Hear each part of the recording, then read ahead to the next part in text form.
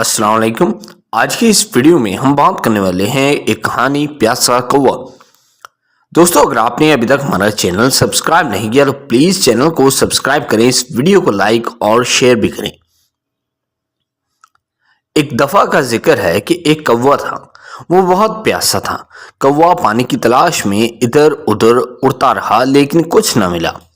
दिन गुजरने के साथ साथ उसकी प्यास बढ़ती गई। आखिरकार वो उड़ते उड़ते एक बाग में पहुंचा। वहां उसने एक पानी का घड़ा देखा। कौवा घड़े को देखकर बहुत खुश हुआ। घड़े में पानी बहुत कम था कि उस तक पहुंचना मुमकिन न था। चनाचे चालाक कौवे ने एक एक करके कंकरियां उठाई और घड़े में डाल दी।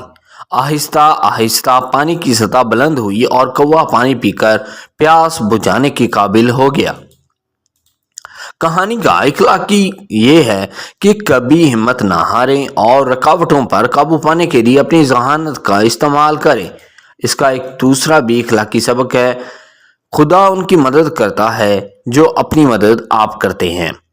सो आई होप दोस्तों ये वीडियो आपको बहुत पसंद आया होगा। अगर आपने अभी तक हमारा चैनल सब्सक्राइब नहीं किया तो प्लीज़ चैनल को सब्सक्राइब करें, वीडियो को लाइक करें और शेयर भी करें। Thank you.